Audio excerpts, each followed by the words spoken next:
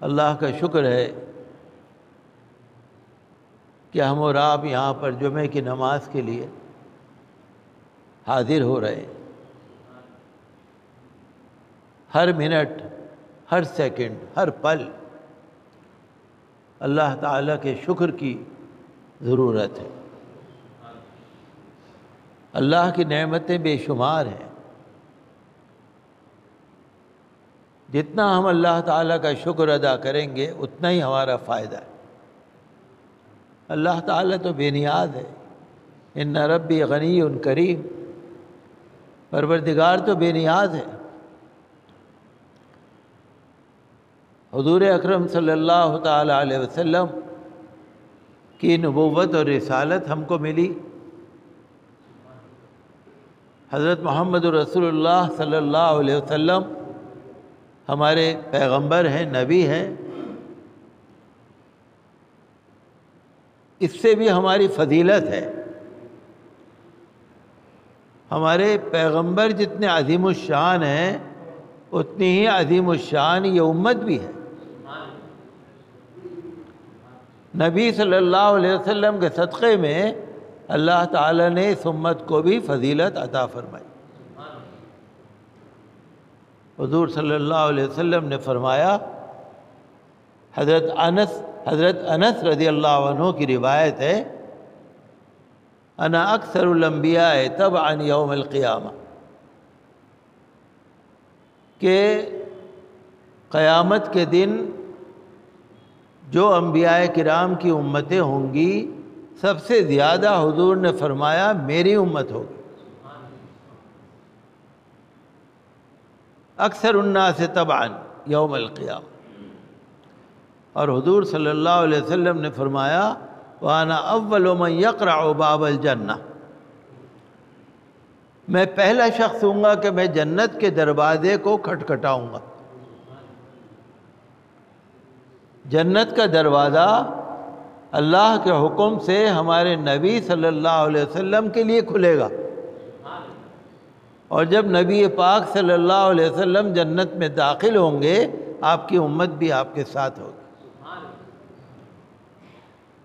تو یہ امت کی فضیلت ہے، دنیا میں بھی اور آخرت میں بھی۔ میں نے آپ کو کئی دفعہ بتایا کہ حضور صلی اللہ علیہ وسلم کے صدقے میں ہمیں بہت سی نعمتیں مل رہی ہیں۔ پہلے زمانے میں تو یہ ہوتا تھا کہ اگر کوئی قوم، اگر کوئی امت اللہ کی نافرمانی کرتی تھی، عذاب الہی نازل ہوتا تھا، ختم ہو جاتی تھی۔ حضور صلی اللہ علیہ وسلم نے اللہ کی بارگاہ میں عرض کیا کہ اے پروردگار عالم، میری امت پر کوئی ایسا عذاب نہ بھیجیو جو ان کو فنا کر دے، ایسا عذاب نہ بھیجیو۔ اللہ تعالیٰ نے دعا قبول فرما لی۔ پیارے حبیب، جیسا آپ کہتے ہیں ویسا ہی ہے، عذاب نہیں آئے گا اللہ کا۔ پہلے آ جاتا تھا عذاب، قرآن شریف آپ پڑھ کے دیکھیے، قرآن شریف میں جتنا قوموں کے نام لکھے ہیں، قوم عاد، قوم سمود، قوم اصحاب الایکہ، قوم تبع، قوم لوط، بہت ساری قوموں کے نام لکھے ہیں۔ ایک آندھی چلی ختم، بارش برسی ختم، سارے ختم ہو گئے۔ قرآن شریف میں اللہ نے فرمایا وَإِن تَتَوَلَّوْا يَسْتَبْدِلْ قَوْمًا غَيْرَكُمْ، اگر تم بھی اللہ کے حکم سے منہ موڑو گے، اگر مخالفت کرو گے، اللہ تعالیٰ تمہیں بدل کے کوئی اور قوم لے آئے گا۔ وَإِن تَتَوَلَّوْا يَسْتَبْدِلْ قَوْمًا غَيْرَكُمْ ثُمَّ لَا يَكُونُوا أَمْثَالَكُمْ، پھر وہ تمہارے جیسے نہیں ہوں گے، وہ فرمانبردار ہوں گے۔ تو نبی کی شان بھی بڑھی، اور نبی کی شان کے صدقے میں امت کی شان بھی بڑھی۔ لاکھوں کروڑوں رحمتیں اور نعمتیں ہم کو رسول اللہ صلی اللہ علیہ وسلم کے صدقے میں مل رہی ہیں، جن کا ہمیں محسوس بھی نہیں ہے، احساس بھی نہیں ہے۔ انا اول من یقرع باب الجنہ، حضور نے فرمایا جنت کا دروازہ میں کھٹکھٹاؤں گا سب سے پہلے۔ اور آپ کو تو معلوم ہے ماشاءاللہ، چاند کے 2 ٹکڑے ہوئے آپ کو پتہ ہے، سورج پلٹ کے آیا، آپ کو پتہ ہے؟ ہوا، کنکر، پتھر، پانی سب اللہ کے رسول کا احترام کرتے تھے، آپ کو معلوم ہے؟ آسمان اور آسمانوں سے اوپر اور زمین اور تحت الثری تک، حتیٰ کہ دریا کی مچھلیاں بھی اللہ کے رسول صلی اللہ علیہ وسلم پر درود و سلام پڑھتے ہیں اور پہچانتے ہیں،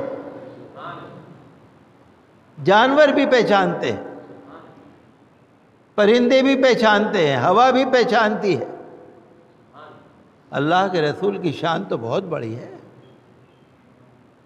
حضور صلی اللہ علیہ وسلم نے فرمایا، حضرت جابر ابن سمرہ رضی اللہ عنہ کی روایت ہے کہ حضور نے فرمایا، انی لعارف حجرا بمکہ، انی، میں نے آپ کو بتایا تھا ان جو آتا ہے بے شک، ان بے شک، یہ عربی زبان کا لفظ ہے، حرف ہے ان، جیسے آپ کہتے ہیں نا اشہد ان محمد رسول اللہ، ان اور ان بے شک تصدیق ہے۔ انی لعارف، انی بے شک میں، لعارف یہ بھی تاکید ہے، میں خوب جانتا ہوں۔ حضور نے فرمایا میں خوب جانتا ہوں اس پتھر کو، مکے میں ہے، جو مجھ پر سلام کہتا تھا، جو مجھے سلام کرتا تھا۔ کب سلام کرتا تھا؟ قبل ان ابعث، جب میں نے نبوت کا اعلان بھی نہیں کیا تھا۔ غار حرا میں جب حضور تشریف لے جاتے تھے اور نبوت کا اعلان تو 40 سال کی عمر میں فرمایا، آپ فرماتے ہیں کہ نبوت کے اعلان سے پہلے ہی میں انی لعارف، میں خوب جانتا ہوں اس پتھر کو جو مکے میں مجھے سلام کرتا تھا، اس سے پہلے جب میں نے نبوت کا اعلان بھی نہیں کیا تھا۔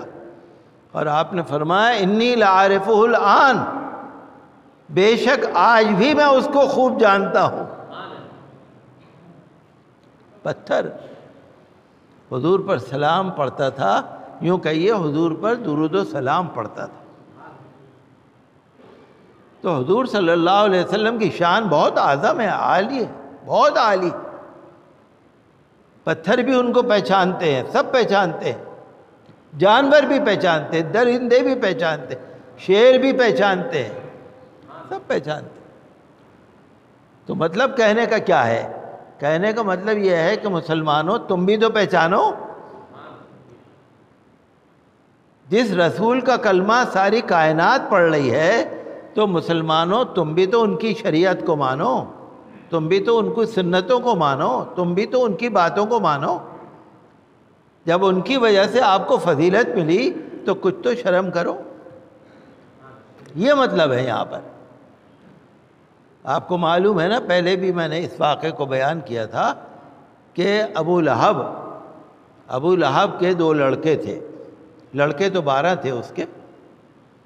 ابو لہب کے 2 لڑکوں کی شادی حضور صلی اللہ علیہ وسلم کی لڑکیوں سے ہوئی تھی، صاحبزادیوں سے، نبوت سے پہلے۔ ابو لہب کے 2 لڑکے، حضور کی 2 لڑکیاں، ایک تھی حضرت ام کلثوم رضی اللہ عنہا۔ ابو لہب کا لڑکا تھا عتبہ،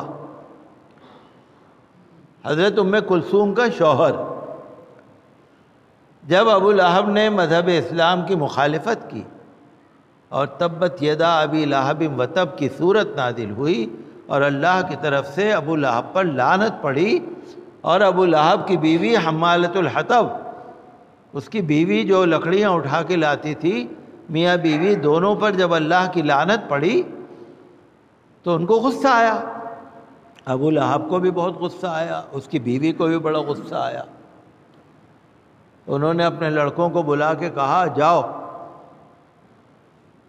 محمد صلی اللہ علیہ وسلم ان کی لڑکیوں کو طلاق دے کے آؤ۔ جب ہمارے بارے میں قرآن میں ہمارے بارے میں محمد یہ کہتے ہیں تو جاؤ ان کی لڑکیوں کو طلاق دے کے آؤ۔ عتبہ ذرا بدتمیز قسم کا تھا، گیا حضور صلی اللہ علیہ وسلم کے پاس، ان کے ماں باپ نے کہہ دیا تھا اگر طلاق نہیں دو گے تو ہم سے تعلق ختم، یا تو ماں باپ سے مل لو یا ان سے مل لو۔ عتبہ گیا، اللہ کے رسول کے پاس پہنچا اور حضرت ام کلثوم رضی اللہ عنہا کو طلاق بھی دی، اور حضور صلی اللہ علیہ وسلم کی شان میں بڑی بے ادبی اور گستاخی کری۔ عتبہ، بیہقی نے بھی دلائل النبوہ میں لکھا ہے، اور حاکم نے بھی، اور کئی کتابوں میں اس کا ذکر ہے کہ حضور صلی اللہ علیہ وسلم کی جب بے ادبی کی تو حضور نے بد دعا فرمائی، حضور نے بد دعا فرمائی، اللہم سلط علیہ کلبا من کلابک، اے اللہ اپنے کتوں میں سے ایک کتا اس پہ بھی چھوڑ دے۔ حضور نے دعا فرمائی اللہم سلط علیہ کلبا من کلابک، ایک اپنا کتا جو ہے پروردگار اس پہ بھی چھوڑ دے۔ وہ بکواس کر کے چلا گیا۔ ابو لہب نے پوچھا کیا ہوا؟ تو ابو لہب کو اس نے بتایا ایسا ایسا ہوا، اور محمد صلی اللہ علیہ وسلم نے ایسے ایسے بولا۔ ابو لہب ڈر گیا، کہنے لگا نہیں، ان کی بد دعا بیکار نہیں جا سکتی۔ بہت ڈرتا رہا اپنے بیٹے کے بارے میں، اس کو اتنا ڈر لگا رہا، کیا پتہ کیا ہو جائے۔ ایک دفعہ اپنے باپ کے ساتھ، ابو لہب کے ساتھ، پورے قافلے کے ساتھ عتبہ بھی گیا ملک شام کی طرف۔ ملک شام کی طرف جب گیا، جنگل میں ایک جگہ پر پڑاؤ کیا، زرقہ مقام پہ، وہاں پر ایک راہب رہتا تھا، دوسرے مذہب کا پجاری۔ تو وہاں پر گئے، وہاں رات کو ٹھہرنا، پہلے تو ٹھہرنا پڑتا تھا جنگل میں کہیں نہ کہیں۔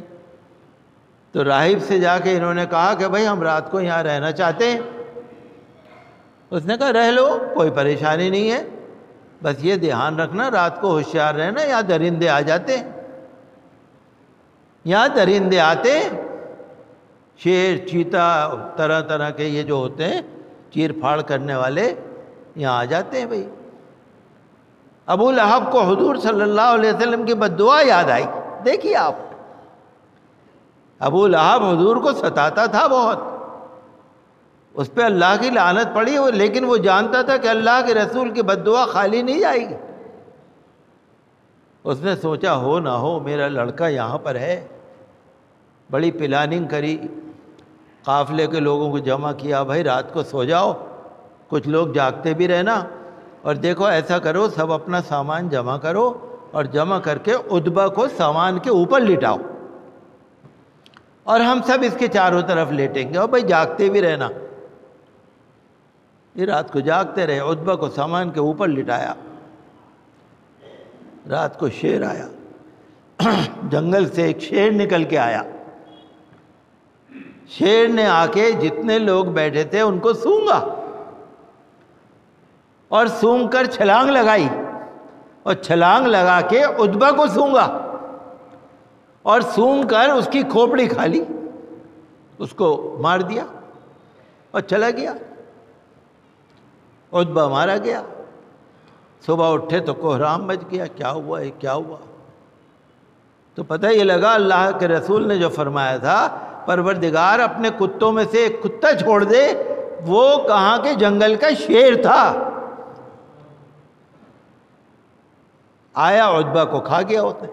اور دیکھیے وہ چونکہ اس کو سونگا، شیر نے، دیکھیے پہچاننے کا طریقہ دیکھیے، قافلے میں اگر 100 آدمی تھے ان کو سونگا، اس کو پتہ لگ گیا یہ نہیں ہے۔ کیسی بدبو ہوگی جو اس کے عتبہ کے منہ سے نکل رہی ہوگی۔ شیر پہچان گیا، ہاں یہی ہے اس کو، لیکن اس کا گوشت نہیں کھایا، چونکہ وہ تو رسول صلی اللہ علیہ وسلم کی شان میں بے ادبی کیا ہوا تھا نا، خباثت تھی اس کے گوشت میں بھی، اس کے اندر کھایا نہیں کسی کو۔ تو کہنے کا مقصد کیا ہے کہ اللہ کے رسول کو شیر بھی پہچانتے ہیں، اونٹ بھی پہچانتے ہیں، پرندے بھی پہچانتے ہیں۔ مسلمانوں تم بھی تو پہچانو، تم بھی شریعت کو سمجھو، تم بھی سنت کو سمجھو، تم بھی قرآن کو سمجھو، تم بھی اسلامی تعلیمات کو سمجھو۔